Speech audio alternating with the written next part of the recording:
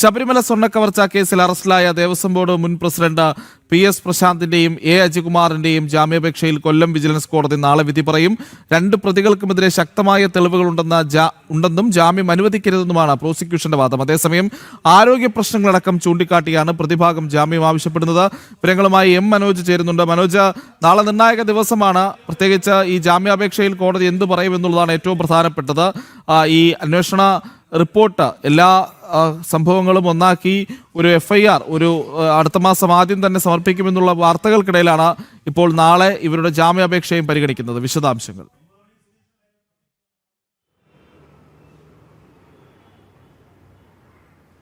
പ്രജിത്ത്, 2019 സ്വർണ്ണക്കവർച്ചയുമായി ബന്ധപ്പെട്ട് 2025 ഇത് മറച്ചുവെക്കാനുള്ള ശ്രമം നടന്നതായിരുന്നു ആദ്യം SITയുടെ കണ്ടെത്തൽ. അതിനുശേഷമാണ് പിന്നീട് കൂടുതൽ അന്വേഷണവുമായി മുന്നോട്ട് പോയത്. ഈ അന്വേഷണത്തിൽ നിന്ന് PS പ്രശാന്തിനും അജികുമാറിനും അടക്കം ഈ സ്വർണ്ണക്കവർച്ചയിൽ പങ്കുണ്ട് എന്നുള്ളതാണ് SITയുടെ കണ്ടെത്തൽ. അതിൻ്റെ അടിസ്ഥാനത്തിൽ ജൂലൈ 23 പ്രതികളെ അറസ്റ്റ് ചെയ്യുന്നു. പിന്നീട് കോടതി ഇവരെ 2 പ്രാവശ്യമാണ് റിമാൻഡ് ചെയ്തിട്ടുള്ളത്. എന്തായാലും ഇപ്പോൾ റിമാൻഡിൽ തുടരുകയാണ്. ഇതിനിടയിലാണ് ജാമ്യ നീക്കവുമായി ഇവർ വന്നത്. ജാമ്യാപേക്ഷ വിജിലൻസ് കോടതിയിൽ സമർപ്പിച്ചു. ഈ ജാമ്യാപേക്ഷയിൽ പറയുന്നത് ഗൂഢാലോചനയ്ക്ക് തെളിവില്ലെന്നും തങ്ങൾക്ക് ആരോഗ്യ പ്രശ്നങ്ങളുണ്ടെന്നുമാണ്. പക്ഷേ ഇതിൽ കൃത്യമായും പ്രോസിക്യൂഷൻ്റെ ഭാഗത്തു നിന്നുള്ള വാദമെന്ന് പറയുന്നത് ഈ ഉണ്ണികൃഷ്ണൻ പോറ്റി, അതായത് കേസിൽ 1-ാം പ്രതിയായിട്ടുള്ള ഉണ്ണികൃഷ്ണൻ പോറ്റിയും PS പ്രശാന്തും അജികുമാറുമായിട്ടുള്ള ബന്ധത്തിലെ ദുരൂഹതയടക്കം ഡിജിറ്റൽ തെളിവുകളടക്കമാണ് കോടതിക്ക് മുൻപാകെ സമർപ്പിച്ചിട്ടുള്ളത്.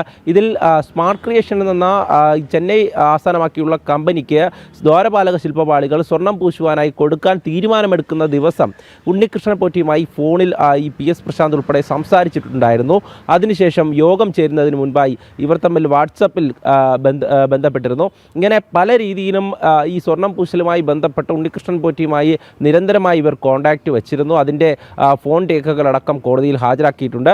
അതോടൊപ്പം തന്നെ അജികുമാറിന് ഉണ്ണികൃഷ്ണൻ പോറ്റിയുമായി നേരിട്ടുള്ള ബന്ധം, അത് 2 വീടുകൾ വെച്ച് നൽകുന്നതിൻ്റെ ഭാഗമായി അതിൻ്റെ താക്കോൽദാന ചടങ്ങിലടക്കം ഇരുവരും പങ്കെടുത്തിരുന്നു. അതോടൊപ്പം തന്നെ സ്വർണം പൂശുന്നതുമായി ബന്ധപ്പെട്ട് 40 വർഷത്തെ വാറണ്ടി ഉണ്ണികൃഷ്ണൻ പോറ്റിയുടെ പേരിലായിരുന്നു. അതായത് ദേവസ്വം വസ്തുവിൻ്റെ അല്ലെങ്കിൽ ദേവസ്വത്തിൻ്റെ സ്വത്തിൻ്റെ ഒരു വാറണ്ടി നിൽക്കുന്നത് സ്വകാര്യ വ്യക്തിയാണ്.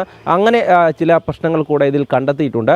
അതോടൊപ്പം തന്നെ മറ്റു കാര്യങ്ങൾ, സ്മാർട്ട് ക്രിയേഷൻസിന് വേണ്ടി ഉണ്ണികൃഷ്ണൻ പോറ്റി മറ്റൊരാളുടെ മെയിലിൽ നിന്നാണ് ഈ അനുമതി തേടി അപേക്ഷ സമർപ്പിക്കുന്നത്.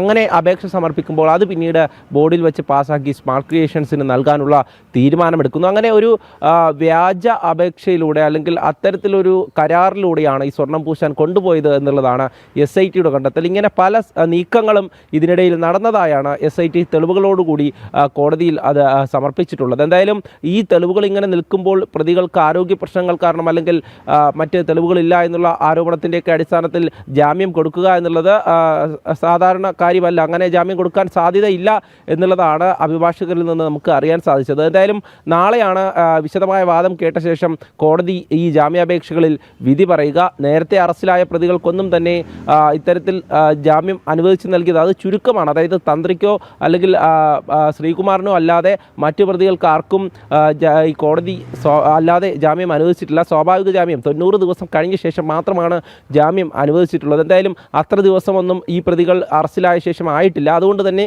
കോടതി ജാമ്യം കൊടുക്കുമോ എന്നുള്ളത് നമുക്ക് കണ്ടറിയണം.